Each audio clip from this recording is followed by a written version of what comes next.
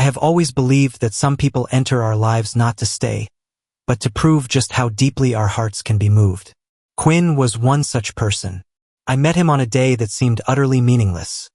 A Monday morning, with the lecture hall packed with students, and me sitting in the back row, pretending to take notes while my mind wandered among nameless questions. I remember that moment clearly, not because it was special, but because from that second onward, everything ordinary in my life began to shift offbeat.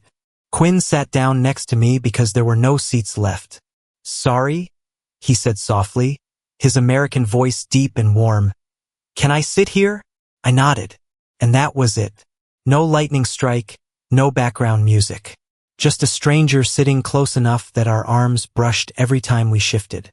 But some things don't need noise to begin. Some feelings seep in slowly, like water soaking through fabric. Quinn smelled of book paper and black coffee. I noticed it sooner than necessary. While the professor lectured on communication theory, I found myself paying attention to the way Quinn tilted his head, the way his lashes fluttered when he thought. I told myself, it's just curiosity. But my heart doesn't know how to lie. We started talking after class. At first, just small talk about majors, years, why everyone was already complaining about fatigue in the second week of the semester. Quinn was studying philosophy. I was in communications. He said he liked asking questions. I said I liked telling stories. Quinn laughed, saying maybe we were learning to do the same thing, just on two different paths. I didn't realize when looking for Quinn in crowds became a habit. I just knew that every time I saw him, crossing the lawn, waiting for coffee, or hunched over a book under the old oak tree, my chest would tighten slightly, as if someone had called my name in a voice only I could hear. In America, people are used to calling everything casual. Casual friends, casual touches, casual feelings. But there was nothing casual about the way Quinn looked at me when I talked about my family. Nothing superficial in the way he listened, really listened, as if I were the only thing existing in that moment. One time, we studied in the library until nearly midnight. The room was almost empty. Yellow lights. Silence so thick you could hear pages turning. I was explaining a tough concept when Quinn suddenly reached out, placing his hand on my wrist, just to stop me. "You don't have to try to seem okay," he said softly. "I get it." His hand was warm. My heart was anything but okay. I pulled away faster than politeness allowed. Not because I didn't want it, but because I wanted it too much. I was afraid that if I let it stay 1 second longer, every boundary I'd built over 20 years would crumble right there on that wooden library table. That night, I returned to my dorm with the feeling I just escaped something beautiful. I lay on my bed, staring at the ceiling, wondering when a guy's gaze had started making me so unsettled. I knew I was gay. But knowing doesn't mean being ready. And Quinn, he wasn't just a man. He was a possibility. Things started getting dangerous when Quinn began lingering in my mind longer than allowed. I thought about him while brushing my teeth, while folding clothes, while passing couples holding hands on campus. I wondered if Quinn ever looked at me the way I looked at him, or if I was just writing a story in my head that I'd one day have to end myself. One afternoon, as we sat on the steps behind the dorm, Quinn suddenly said, very softly, "Wesley, do you believe there are relationships born to stop at almost?" I turned to look at him. The sunlight slanted, sharpening every feature on Quinn's face. A beauty that wasn't intentional, but enough to hurt. "Almost what?" I asked. Quinn was silent for a long time. Then he smiled, a smile sadder than I'd imagined. "Almost us." Those words stayed in my chest, stayed in the long nights that followed, stayed until I understood that some stories don't need a perfect ending to be beautiful. And the story between me and Quinn, perhaps from the start it was born to just touch and slip away. After those words, Quinn stood up first. He brushed off his jeans, as if he'd said something completely normal, then said he had to head back because of an early class tomorrow. I sat there alone on the steps, watching his back disappear into the golden lights of the dorm area. No goodbye carried enough weight for that moment, so we said nothing more. But from that day, everything between us wasn't the same, though on the surface it was. We still met in the library, still sat next to each other in class, still talked about assignments, professors, ordinary things. The only difference was a gap between every sentence. A subtle caution, as if we both realized something was growing, and silently agreed not to name it. Quinn started touching me less. Not no touches, but stopping just in time. My wrist was no longer where his hand unconsciously rested. My shoulder was no longer where he leaned when tired. Changes so small that if you weren't paying attention, you'd think they never existed. But I noticed. I noticed because I remembered. There were nights I lay in bed, phone face up on my chest, watching the screen light up and fade. Quinn's messages appeared. A silly meme, a question about homework, a music link he thought I'd like. I type a reply, then delete. Type again. Delete again. Finally send the safest, most harmless version. I hated myself for it, but I was scared. I was scared that if I took one more step, nothing could go back. And I wasn't ready to lose Quinn even as a friend. In college, people fall in love fast, and leave just as fast. I saw couples get together at the start of the semester, break up before midterms. I saw them kiss in front of dorms, then cry in cheap bars near campus. I wondered, if Quinn and I went down that path, where would we end? One Friday night, Quinn invited me to a small party at an off-campus apartment. Just a few friends, he said. Not loud. I agreed, though in my heart I wasn't sure I was ready to see Quinn in a different space, where he wasn't just library Quinn, but Quinn of the outside world. The party was as he said. Indie music playing softly, dim lights, people talking in groups.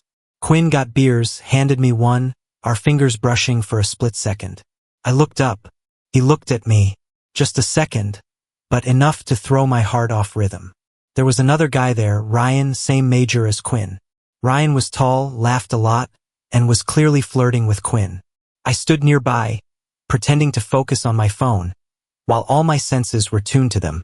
I hated the jealousy when I knew I had no right, but feelings don't ask for permission before showing up. Ryan touched Quinn's shoulder when laughing.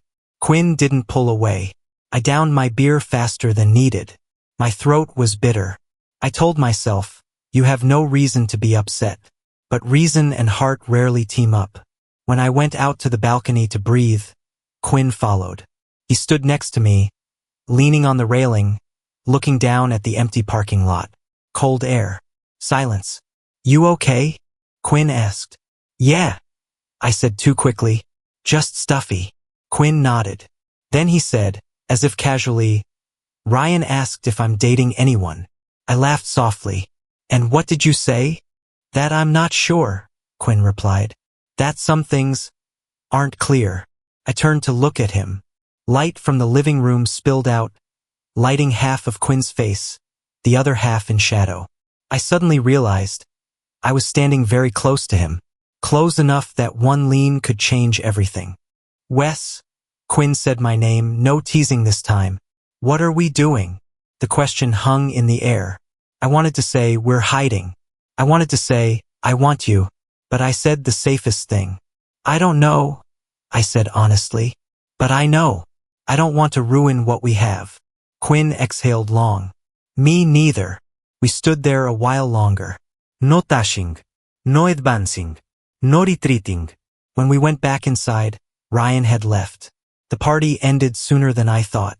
On the way home, Quinn and I walked side by side, shoulders just far enough apart that neither of us had to face the truth. That night, I realized something painful. Some relationships don't break from lack of emotion, but from too much, and we were walking a thin wire where every step could lead to something beautiful or a fall no one could catch. After that night, I started noticing an uncomfortable truth. I was living in a state of waiting. Waiting for Quinn to text first. Waiting for his gaze to linger a beat longer. Waiting for a sign clear enough to let me step forward. But Quinn, though still there, became more cautious. As if he was learning to keep distance from the very thing he craved. We didn't talk about the party. Didn't mention Ryan. Didn't mention the question on the balcony. That silence wasn't forgetting. It was another way of remembering by avoiding. One rainy afternoon, we sat in the familiar coffee shop near the library. Rain fell steadily on the glass, blurring the campus into a smudged painting.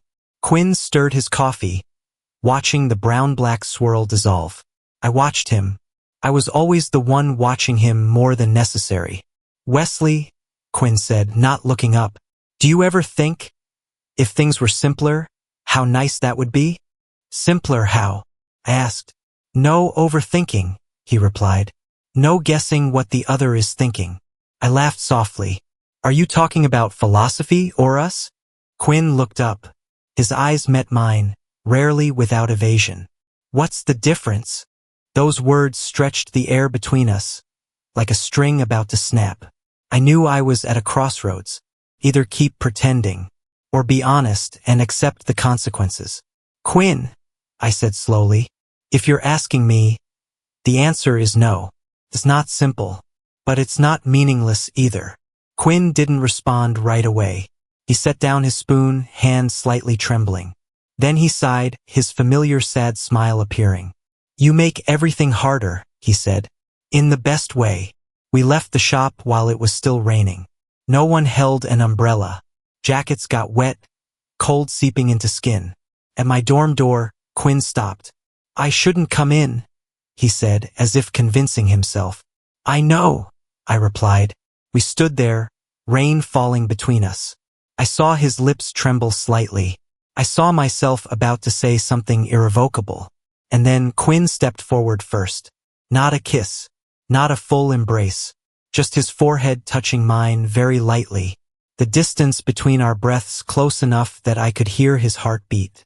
"If we take one more step," Quinn whispered, "I'm not sure I can go back." "Me neither," I said. We stood like that for a long time until the rain became too cold to bear.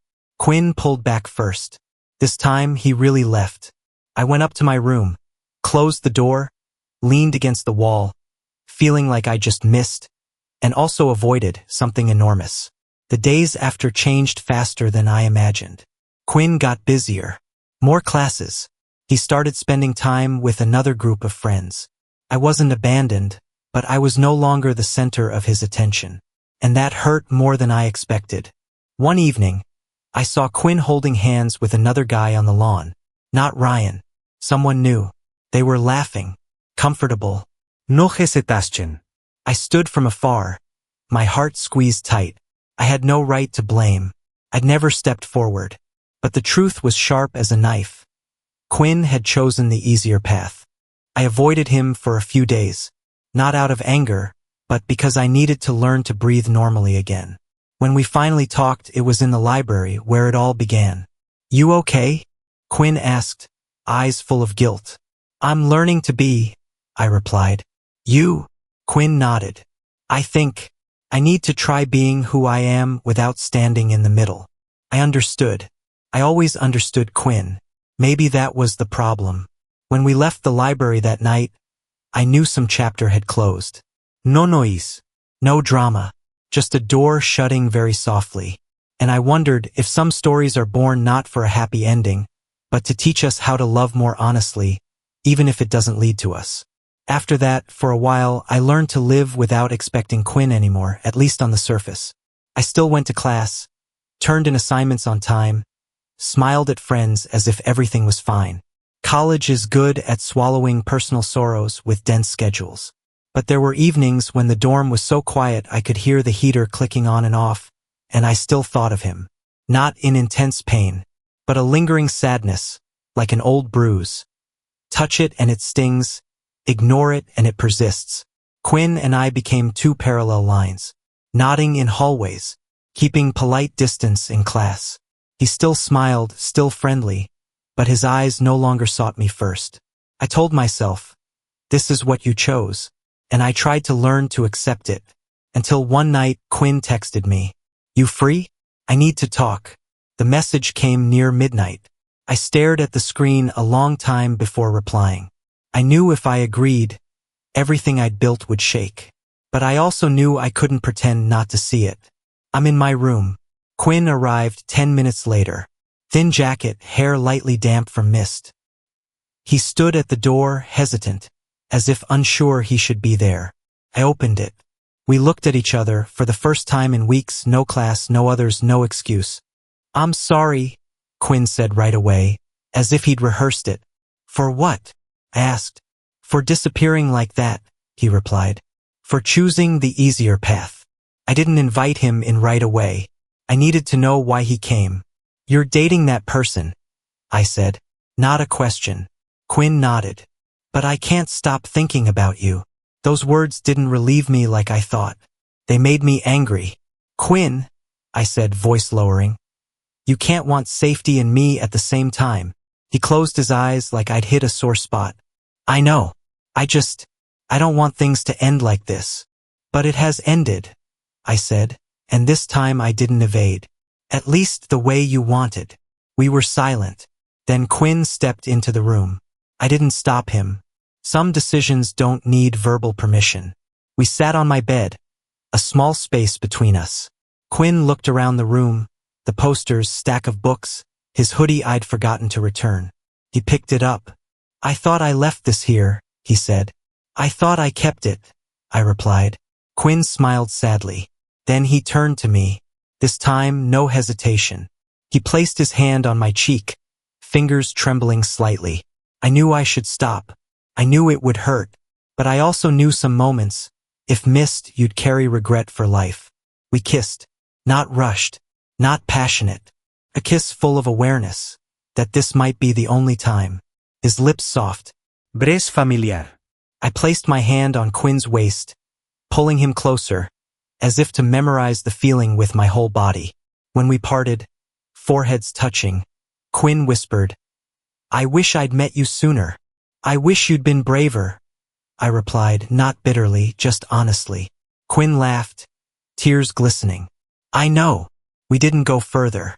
Not because we didn't want to, but because we both understood if we crossed that line, things would get complicated in an unsalvageable way." Quinn left as dawn neared. Before stepping out, he turned back. "Thank you," Quinn said, "for being the one who made me understand I could love this duh." The door closed. I sat on the bed, heart both full and empty. I knew from that moment our story was shaped, not by what we had, but by what we chose not to keep. A few weeks later, Quinn moved out of the dorm area. I heard through others. No formal goodbye. No long farewell.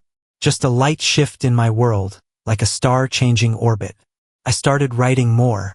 About things that didn't become. About the beauty of incompleteness. I realized, not every love needs a future to matter. Some loves exist just to remind you your heart is alive, knows pain, knows how to flutter, and sometimes almost isn't failure. The time after passed in a very strange way. No noise, no drama, but enough to make me realize I'd changed. I no longer woke up checking my phone for Quinn's messages. I no longer unconsciously scanned crowds for him on the central lawn. Instead, I started noticing myself more. The way I breathed, the way I walked, and even the spaces Quinn left behind. I didn't fill them. I left them be. The semester continued. Winter came, bringing snow and bone-chilling mornings. The campus grew quieter, as if everyone was withdrawing. I liked that. Silence let me hear thoughts buried under previous noise. I joined a small writing group on campus. Each week, we met in an old classroom, reading unfinished passages to each other. I didn't tell about Quinn directly. I wrote about a person, one who appeared and vanished, one who made another understand that love isn't always paired with possession. Once after I read, a girl in the group said, "Sounds like a story without a climax." I smiled. Real life rarely has one. But then, one afternoon at the end of the semester, when I thought I was stable enough not to be surprised, I met Quinn again. He was standing in front of the humanities building, hands in his coat pockets, hair shorter than before. He looked different, not in appearance, but in how he stood, steadier, as if he'd finally known where he was. "Wesley," Quinn called. I stopped. My heart didn't leap like before, just beat normally. That relieved me more than I imagined. Y Quinn, y Raplia. We stood facing each other, amid the flow of students. Neither rushed to speak. Finally, Quinn did. "I hear you're writing a lot. I hear you moved." I replied. Quinn laughed. Seems we both keep up with each other indirectly. We decided to walk around campus. Snow crunched underfoot. Cold air numbed my cheeks. We talked about safe things, classes, postgrad plans, small life changes. No mention of the kiss. No mention of the late night in my room. But their presence was there, like an undercurrent we didn't need to unearth. Me and that person. Not anymore, Quinn said, as if just informing. I nodded. I hope you're okay. I'm better, he replied. Not easier, but realer. We stopped in front of the library, where it all began. I looked at the glass door reflecting us side by side, and suddenly realized I no longer wanted to step back into our roles. Quinn, I said, taking the initiative this time, do you ever think, what if we'd been different back then? Quinn was silent for a bit, then shook his head. No. I think we did the only thing we could at that time. That answer strangely relieved me. No regrets. No assumptions. Just acceptance. We parted in front of the library. No hug. No kiss. Just a nod full enough. When I turned and walked away, I didn't look back. And I knew, this time it was really the last. Spring came. Trees budded. Campus bustled again. I started dating, not rushed, not seeking Quinn in others. I learned to say what I wanted clearly. I learned not to hide when my heart spoke. One afternoon, sitting alone on the library steps, the same spot from before, I suddenly thought of Quinn. No pain. No regret. Just a very soft smile. Almost us. But still beautiful. Beautiful because it happened. Beautiful because it didn't destroy me. Beautiful because it taught me that some loves don't need to reach the end of the road to become part of you. And if someone asked if I'd want to go back to that moment, I'd say no. Because changing anything would mean I wouldn't be the Wesley I am now. The one who knows how to love. The one who knows how to let go. And the one who knows that sometimes, almost is the gentlest shape of love. I once thought my story with Quinn ended there, in a maturity ripe enough to leave no lingering torment. But college life, like human emotions, rarely follows neat straight lines. Some echoes don't need to appear often. Just at the right time, they're enough to make you pause. The final semester began with a very different feeling. I was no longer the lost freshman, nor the one living in what-ifs. I had internship schedules, deadlines, evenings so tiring I wanted to sleep the moment I hit the bed. But in that busyness, I realized I was living, truly living, not just existing. One afternoon, my writing group held a public reading at a coffee shop near campus. Not big, not formal, just a small space where people read things they feared saying in real life. I signed up to read a new piece, one I'd written after meeting Quinn at the library. When I stepped up, my heart raced. I was used to writing in silence, not exposing my emotions to others. But as I started reading, everything around blurred. Only my voice remained, and the story of someone who came at the right time but didn't stay. When I finished, there was a long silence. Then applause, not loud, but sincere. I bowed, feeling a bit lighter, as if I'd set down a burden I'd carried too long. After the reading, as I packed up, someone tapped my shoulder lightly. I turned. Quinn. He stood there, holding a cold coffee, eyes unable to hide emotion. In that moment, I didn't feel the past rush back. I just saw a person, who'd once been very important, standing before me as fragile as I'd been. I didn't know you'd read, Quinn sighed. I didn't know you'd come, I replied. Quinn was silent for a bit. That piece, was it about us? I nodded. No need to explain. You write beautifully, Quinn said. And, honestly, you were once part of that truth, I replied. We sat at a table near the window. The air between us wasn't tense anymore. It was softer, as if time had rounded the sharp edges. Quinn said he'd switched minors, that he was learning to live alone without hiding.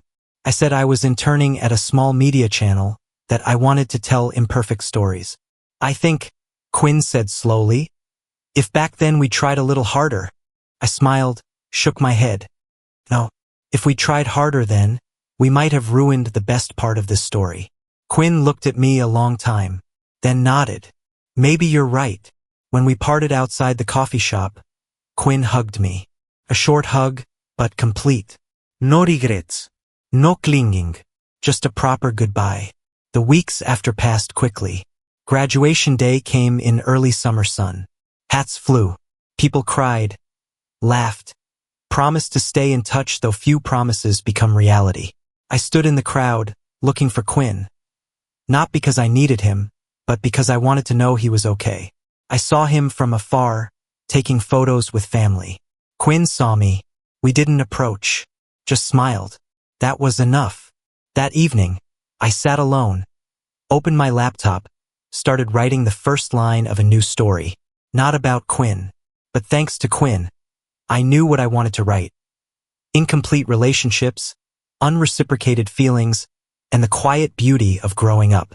I no longer thought of almost as a lament. I thought of it as a comma, a necessary pause before the story continued in another direction. And if one day I met Quinn again in another city, in another life, I believed I'd smile. Not because we'd missed each other, but because we'd once been brave enough to touch and let go. After graduation, life unfolded in a very ordinary way. No soundtrack. No slow-motion moments to let me realize I'd turned a page. Just mornings waking in a small apartment outside the city, traffic sounds replacing class bells, and the feeling of no longer being called a student for the first time. I started full-time at the media channel where I'd interned. Work swept me away, meetings, deadlines, emails after emails. I told others stories, interviewed people with lives full of twists, and realized everyone has their own, almost. The difference is not everyone names it. There were evenings I came home late, tossed my backpack on the chair, opened the window for night breeze. This city wasn't what I dreamed of, but it was wide enough not to trap me in memories. I dated a few times. Some pleasant meetings, some coffees that went nowhere. I learned to say no when feelings weren't there, and yes when I really wanted to try. Quinn no longer appeared in my daily life, but occasionally he showed up in small moments. When I heard an old song in a bar, when I passed a public library with that familiar book smell, when someone touched my wrist unconsciously. In those times I wasn't sad. I just remembered. A year after graduation, I got invited to a storytelling conference in another city. Not big, but enough to feel I was on the right path. I prepared my talk, edited every paragraph, tried to keep my narrative voice as honest as possible. The evening before going on stage, I went out for a walk alone. Strange city, lights reflecting on wet roads after rain. I stopped at a late-open coffee shop, about to go in for something when I saw a familiar figure. Quinn. Not dorm Quinn, not library Quinn, but present Quinn, more mature, broader shoulders, calmer eyes. He was sitting alone, laptop open, headphones draped loosely around his neck. In that moment, I didn't think I'd approach. I could turn away. I could keep Quinn as a beautiful memory. But perhaps because we'd gone far enough from each other, I was no longer afraid. Quinn, I called. He looked up, eyes widened for a second, then smiled. Wesley, he said, standing. I didn't think I'd see you here. Me neither. We sat down, ordered coffee, talked about very present things, his job, my new city, unavoidable changes. No one mentioned the past right away, but it was there like a third person at the table listening. You look good, Quinn said. I'm doing good, I replied. And this time I wasn't saying it to reassure anyone. Quinn nodded. Me too. There was a moment of silence. Not awkward, not heavy, just a natural pause. Wes, Quinn said, do you ever regret? I thought, really thought, then shook my head. No. There were nights I wondered what if, but I don't want to go back. I like who I've become. Quinn smiled. I think so too. We didn't touch. No gestures crossed boundaries. And that, strangely, made me feel safe. When we parted outside the coffee shop, Quinn said, if you tell our story again, I hope you tell it this way. What way? The way it helped you grow. I nodded. The next day, standing on the small conference stage, looking down at listening faces, I told about a relationship that didn't become. I didn't name Quinn. I didn't need to. But in every word, I knew he was there, like an invisible foundation. When I finished, I said something I hadn't prepared. There are loves that don't walk with us to the end, but without them, we'd never know how far we can go. That evening, back at the hotel, I opened the window, took a deep breath. I thought of Quinn not as regret but as a milestone, proof I'd once loved very truly. And I knew the story was nearing its end, not because emotions were gone, but because I was ready to set it down gently in its place. After that conference, I returned to my city with a very different feeling. Not excitement, not emptiness, but the feeling of someone who just closed an old drawer, not locked, but no longer needing to open it daily. Life continued as it always does. I moved to a new apartment, brighter. I changed habits, morning runs, more cooking, less phone time before bed. I started dating a guy named Marcus, someone unlike Quinn in every way, and that's why he felt safe. Marcus is straightforward. When he likes, he says so. When he doesn't understand, he asks. No long silences to decode. No half-glances. I found myself comfortable with him. A comfort I'd once thought boring, but now saw as precious. One evening, when I told Marcus about an old relationship, not in depth, no names, he just nodded, then said, "Sounds like someone very important to you." "Yes," I replied, "but to an old version." Marcus smiled. "I like the current version better." Those words didn't make me forget Quinn, but they helped me understand. Love doesn't have to be intense to be real. Sometimes it just needs the right timing. A few months later, I got an email from Quinn. Short, not emotional. "Wes, I'm moving to the West Coast for work. Just wanted to say I'm glad you're living what you want. Quinn." I read it 3 times. Not to find hidden meanings, but to be sure I didn't need to reply right away. Then I wrote back, "Quinn, good luck with the new start. Thanks for being part of the story that made me me. Wesley." Sent. I closed the laptop. No sai. No lingering. Just a neat end to a winding path. Another year later, I went back to the old campus to film a documentary project on students and growing up pressures. I walked past the library, the lawn, the steps behind the dorm. Everything was still there, but no longer mine in the old way. I stood right where Quinn once asked me about almost. I smiled. A smile without nostalgia, just gratitude. That evening, editing footage, I heard my own voice in the recording. Calm, steady. I realized I'd stopped telling that story to find answers. I told it because it was beautiful, even incomplete.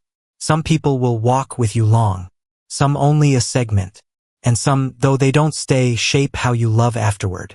Quinn was that for me. I no longer wonder what if.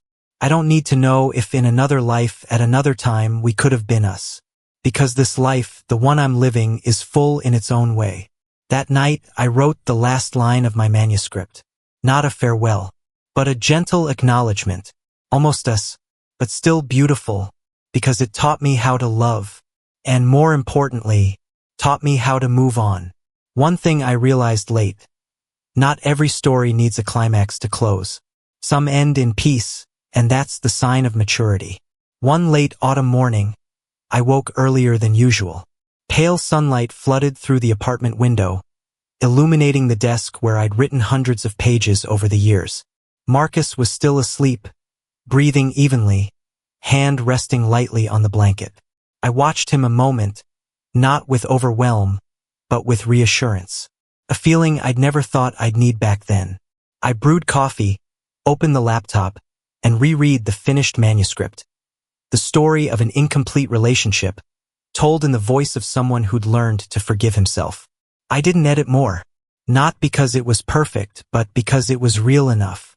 There were parts one remembered writing on very long nights, when Quinn's image was so vivid it made my hands shake. Now, rereading, I felt no pain. I saw a much younger guy, loving with all he had, though he didn't know how to hold on. I submitted the manuscript, then closed the laptop. A small action, but to me it was like placing the final period on a life chapter. A few weeks later, I got a message from a stranger who'd read my story on an online platform. He wrote that it gave him courage to admit a love he'd never named.